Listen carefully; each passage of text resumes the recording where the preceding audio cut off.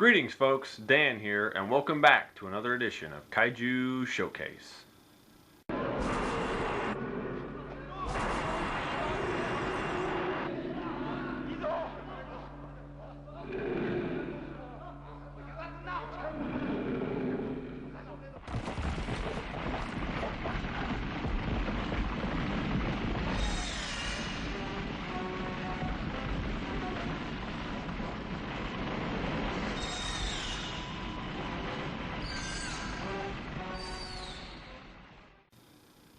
Instead of taking a look at the standard Bandai version of the monster you just seen, we're going to be taking a look at another toy by Bandai of the same monster, but from a more premium line that really died off quickly and I think was really a shame.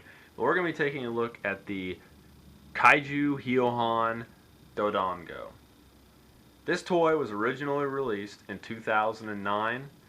This was number 3.0, or the third monster of the Kaiju-Hyohon line. Kaiju-Hyohon meaning, monster specimen or something vaguely along those lines. It was just a more a premium line they did. It wasn't about articulation or movement. They just wanted to make these really nice, high-quality, detailed toys meant for collectors, not really for just little kids to go out and play with. We'll kind of take a look at the detailing of the toy first, since of course it's obviously right here in front of us.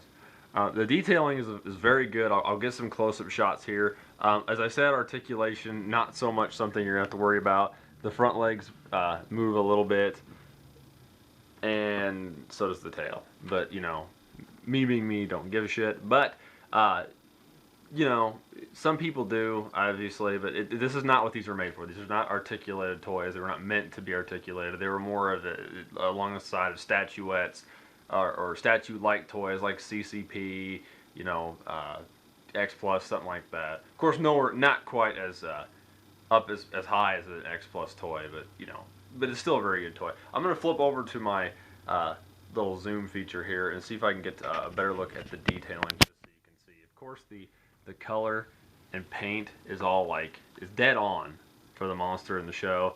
It even has, if you look right there, it's even got the little vent holes for the actor. And it's just, the detailing is phenomenal. There's even these little specks, I don't know, like it was roughed or beat up. And sorry about my dirty hands. I was just working on my car earlier, so that stuff will stay on there for a couple days. Yeah, as you can see, there's all those little specks, and it's just very, very, very nicely detailed toy. What I like is the eyes. Look at the eyes. They're actually not just painted on white. There's actually a clear bulb for the eye, and then the paint's put on over that, so it actually looks like an eye. But anyway, go ahead and flip that off. Articulation is not a big thing, of course. The wings, there's separate joints. The only thing I thought was strange was a separate joint for the foot here, but not really the biggest thing in the world. Really great paint, really great detail. The only other Dodongo done by Bandai was released in 1994 for their standard Ultra Monsters line. It was January 1994. A really nice toy. I don't have it. I want to get it, but this is probably one of my favorite Dodongos out there right now. It's just a really phenomenal piece, and I got it when I bought it new. They were running around $50, but they're significantly cheaper now. But we'll break out the yardstick here. Of course, he's about 7.5, 8 inches or so with the horns, and they were all marketed as a little bit taller. They were an intermediate, right around 7 inches or so. So a little taller than their standard line, but not, as most Godzilla collectors, a standard size Godzilla toy that's about 8 inches. It's really in between there. But the pricing was more about the detailing and the materials used in the toy, and it is just a really, really great looking toy. But we'll talk more about the demise of the line a little later on, but it's just fantastic.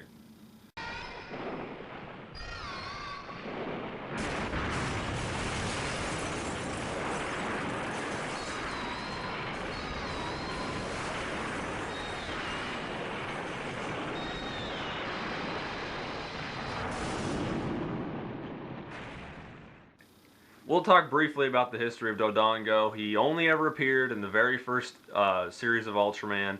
It was episode 12. Oh gosh, was it Cry of the Mummy is what it was. My apologies, my brain just exploded there for a minute. Cry of the Mummy. There was a mummy resurrected, blah blah blah, and then the mummy died, and then Dodongo came out and started raising hell. He was kind of interesting as for quadrupedal kaiju, because they're usually just one dude kind of bent over, like this Baragon Anguirus kind of look. But it's interesting how they have a standing actor here. I imagine, unless they had the dude, because there's no way wouldn't have been tall enough, so they had to have two people in here, which, to be the ass of Dodongo would have probably not been the funnest thing in the world. But it's the kaiju itself is so different, so radical, and so out there that I really love it, and I think it's a very underrated one. But I'm like going way off what I'm talking about here. But yeah, he appeared in that episode. Only time he ever appeared.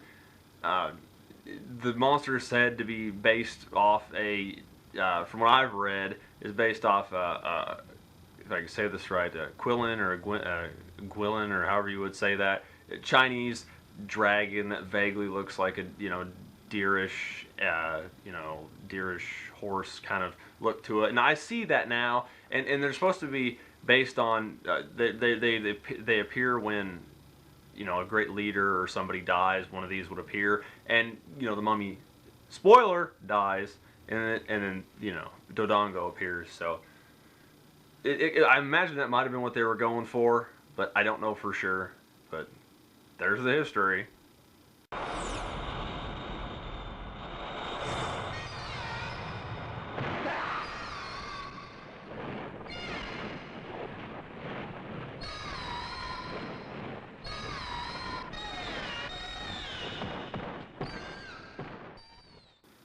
I decided we should get the box out here really quick, because this is what it came in, because I want to talk a little bit more about the line.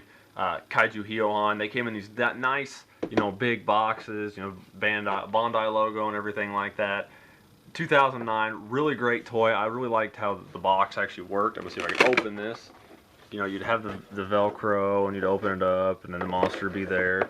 And on the inside flap, there's all the information about the monster. There's some paperwork in there.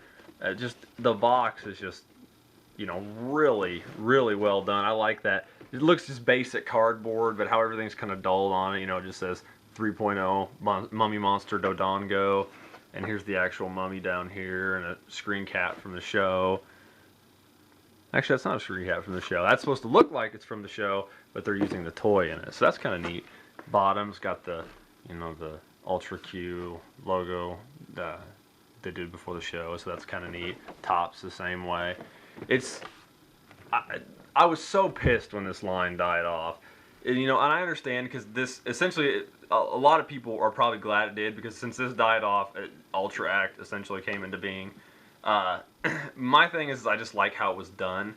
I like how they took a monster and made it super detailed, and it was just not always the same stuff. There was only ever did 5. They did Zeton, Red King, Dodongo, then Nurse, however you say it, and the 5th one was Bolton Seijin. And I have 3 of them. I'm missing Nars and Bolton, but I will get them one time. But the good thing is, for me, is because they've canceled the line, they're significantly cheaper now. Bad thing is they're not making them anymore, which pissed me off, because I would have loved to see it go. I love having these boxes. I love displaying these. I still love displaying. I have all of them out, the ones I have, and they're really great. But for availability, they made it seem like they made quite a bit of them. I always see them on HLJ for really cheap. eBay, they're usually expensive. People try to mark them off as really expensive, which they're not worth. Like I said, they were around $50 brand new, what I paid for them when they came out. I don't regret it. I absolutely, well worth the money to me. But no, I mean, they're out there. I would just say HLJ, Ami, you could get them for a little bit cheaper. Don't pay any more than, of course, the price was when they were brand new, because the line died. They weren't, I guess, extremely popular because they weren't posable or anything like that. They were just detailed statuettes. But maybe if they made them bigger or something, they would have lasted longer. The price point was a little lower. I don't know.